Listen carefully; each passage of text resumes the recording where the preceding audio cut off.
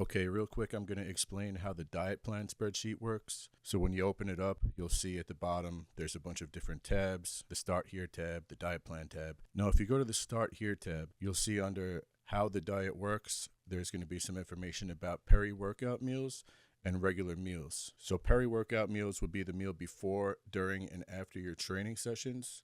And regular meals will be all other meals. So what this does is it gives multiple different examples here of what order you would eat your meals in depending on what time of the day you're going to be training. So you'll see there's an example here for somebody that's going to be training at 7 o'clock a.m., for example, but they're not fasted. They actually have a chance to eat first. So that person would have their pre-workout meal at 6 o'clock in the morning. They would have their intra-workout drink during their workout at 7 o'clock and throughout the workout. And then after their workout around 9 o'clock, they would have the post-workout meal. Then after that, they would pick up and start meal 1, 2, 3, and 4 in that order throughout the day. Now, somebody who's going to be training in the afternoon and they've been up for a little while and had a couple meals before their workout, they would start with meal 1. When they wake up at 6 o'clock, they would have meal 2 at 9 o'clock. And then an hour before their training session, they're going to have their pre-workout meal, then the intra, and then the post-workout meal. Again, you always want to just forget about the numbered meals while you're working out and around your workout. After the workout is over and you've had your post-workout meal, then they would pick back up and have meal 3 a little while later and meal 4 a little while later. And somebody who's training at the end of the day, they're going to have their numbered meals, their regular meals, throughout the day before they even worry about their workout. Then at 6 p.m., before their 7 o'clock p.m. training session, they'd have their pre-workout meal, then the intra during their workout, and then the post-workout meal after. I think you get the picture here. Somebody who is training fasted and they don't have a chance to eat anything before their workout, they would just have the intra-workout drink during their workout, and then the following 2 meals after the workout would be the pre-workout meal and then the post-workout meal. And then after that, they would start with the regular meals, meal 1 through 4 in this scenario. These are just examples, by the way. This is based on somebody who has 6 meals in their meal plan. You might have 5 meals, you might have 4 meals, you might have 8 meals. So again, these are just examples here. This isn't necessarily going to reflect what's actually in your plan. This is just to explain what order to eat your meals in. Then you have the diet plan tab.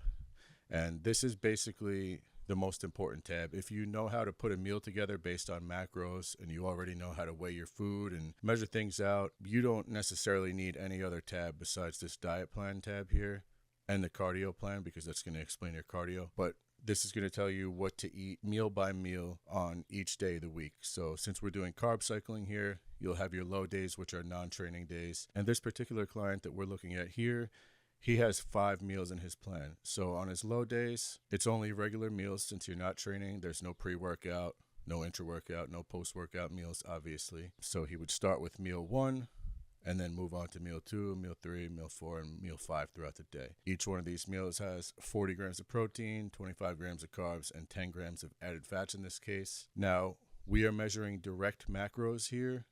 So I don't want you guys worrying about, for example, I don't want you counting the fat content in your protein source or a carb source. So if a meal calls for 10 grams of added fats here, I don't want you looking at your chicken breast and saying, okay, this chicken breast has 4 or 5 grams of fat in it, therefore I only need to add 5 more grams of fat. That's not how we're doing things. Yes, those calories from the chicken breast count, but that's not how we measure. I'm only measuring added fats here. So if you have 40 grams of protein, you get 40 grams of protein from your protein source, 25 grams of carbs from your carb source, and 10 grams of added fats. We're only counting the direct source. Now on the medium day here, you can see this person has a pre-workout, intra-workout, post-workout meal, and then 3 more meals. So just to make sure that nobody is confused here, this does not mean that this person only has 3 meals on this day, meals 1, 2, and 3. It means they have 3 regular meals, but on top of that, they also have the pre-workout and the post-workout meal, which makes 5 meals. And then they also have their intra-workout drink. For the intra-workout drink, you'll find this listed in the supplement section of the app, but I personally prefer either Hostile Intra R3 or Field Rations by Troponin Nutrition. And then on your high day, which is going to be anywhere from 1 to 3 times per week, you are also going to have the same structure as the medium day basically, but there's just going to be more food overall. In this particular example, the person has 2 servings of the intra-workout drink instead of the 1 serving that they have on their medium days. One thing I should mention about the high day, which is actually really fun and makes this a lot easier to adhere to, is that 50% of the carbs on each meal on your high day can come from sugary sources. So a meal that has 125 grams of carbohydrates here, you can get, let's say, 65 or 70 grams of carbohydrates from your normal source like rice. And then the other 55 to 60 grams there, you can get from sugary sources, which you'll find in the food list tab. In the food list, you'll have a list of approved foods for protein sources, carbohydrates, vegetables, fats, high day sugary carb sources. So for example, right here, this will show you some possible sources that you can use on your high carb days for the sugary carbs. So that other 55 to 60 grams of carbohydrates could come from fruit. It can come from fruit juice, Twizzlers, Cocoa Pebbles, jelly and jam, any zero fat candy. What I'm defining as a sugary carb source is basically any carb source that has 3 grams or less of fats per 25 grams of carbohydrates. Everything on this list falls into that category, but if you find anything else that falls into that category, feel free to use whatever carb source you like. Moving back to the diet plan real quick, you will also see that the last meal on your high day can be replaced with a cheat meal. So that would be meal 3 on this person's high day. It's going to be the last meal of the day, and they can have basically whatever they want.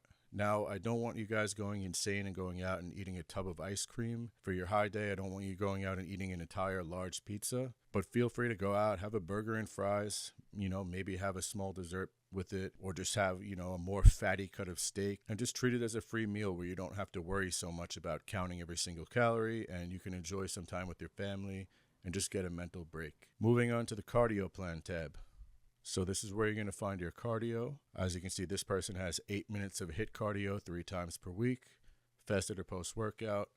And I would like you to do your cardio on low or medium days because that's when we're really targeting fat loss. On the high carb day, you're not going to be in a caloric deficit. So that's for replenishing glycogen and just, topping up your energy levels, so to speak. So the cardio is best saved for the low and the medium days when possible. You'll see a recommended step count here. I'd like this person to walk 6,000 steps a day at least, which is very easy. If you take a 10-minute walk after each meal, this person having 5 meals, that would be about 5,000 steps right there just from walking after he eats. You'll also see some recommendations as far as water intake here, gut health, fiber, electrolytes. All these things might seem like they're not important, but they are what's going to allow you to stay consistent and make progress throughout the amount of time that we work together. In the off season, especially when food gets high, it's going to be very difficult for you to get down some of those meals. And when you're really taking care of your gut health and your fiber and your cardio, it's going to make everything just a lot easier because your system is going to be more efficient at processing everything. The last thing you want is to run into digestive issues when you're trying to shovel down 5 or 6 meals a day. Now onto the food list tab, you'll see the approved foods. So for protein, it's not the most fun. It's mostly going to be chicken breast, turkey breast, 96% lean ground beef. You can do egg whites, do 6 egg whites for every 1 whole egg. White fish, shellfish, things like shrimp, cod, mahi-mahi. And then under the use sparingly section, these are things that you can use once in a while, but I would really prefer you don't. These are more there for if you get caught in a situation where you don't have food prepared. I would rather you choose from this use sparingly list than to go out and just eat a pizza because you don't have the chicken breast that you're supposed to eat. Now, drinks, you can have basically anything that is 0 calorie. You can also have Crystal Light drinks, so black coffee, diet soda, tea, club sodas, 0 calorie energy drinks, condiments, mustard, sugar-free ketchup, any salt-based spices, salt, Cajun. Walden Farms products are really great. They do give some digestive issues for some people, so be careful of that. Flavor God and Flavor Gang are also highly recommended. For carbohydrates, it's really going to be mostly rice, cream of rice, potatoes, sweet potatoes, oats. You can also use any vegetables that are on the vegetables list for your carbohydrates over here. So anything under use freely on the vegetables list, those can be used towards your carbohydrate allotment. I would really like for you guys to be getting at least 5 grams of your carbs in each meal from vegetables when possible. Just again, because fiber is important. It's going to help your health markers. It's going to help your digestion. It's going to help you stick to the plan and make better progress. And then you have your fats. So these are going to be added fats. So any meal that calls for added fats, if you remember, the plan we looked at has 10 grams of added fats per meal on low days, for example, for this client. So he can get that from almonds, avocado oil, olive oil, cashews, peanuts, coconut oil, anything that's on this use freely list. I would like you guys to avoid butter, canola oil, margarine, lard, and vegetable oil, and we really don't want any of those in the diet if possible. One thing to note here is you'll see this note: please do not use peanut butter, peanuts, or almond butter for more than 2 meals a day unless you were told otherwise by me. So feel free to use those up to 2 times a day: natural peanut butter, almond butter, or peanuts. Just don't use them in every meal. If you're going to do more than 2 meals, that's something I need to know about. And then the other 3 tabs here: low day meal calculator, medium day meal calculator, and high day meal calculator. These are basically just going to give you example meals that you can have based on the approved food list. Now, you don't have to actually eat these meals, and I would prefer if you guys don't even have to look at these tabs.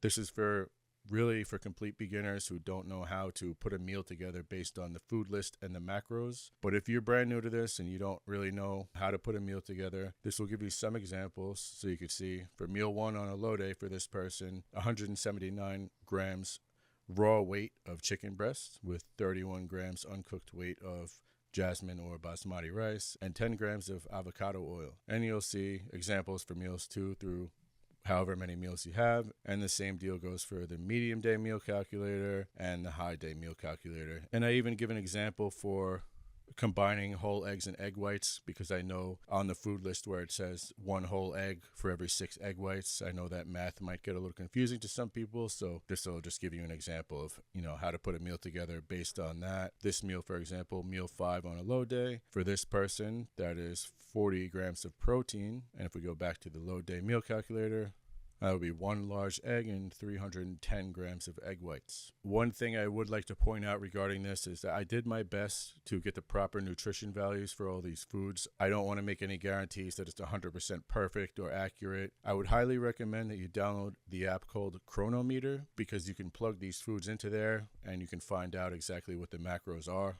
So for example, if you're not sure, is 179 grams of chicken breast actually 40 grams of protein? If you download Chronometer, you can just pull up chicken breast, type in 179 grams raw weight, and it will tell you exactly how many grams of protein that is. So that's pretty much it. If you have any other questions regarding how to use the spreadsheet, feel free to send me a message in the app, and I look forward to working with you.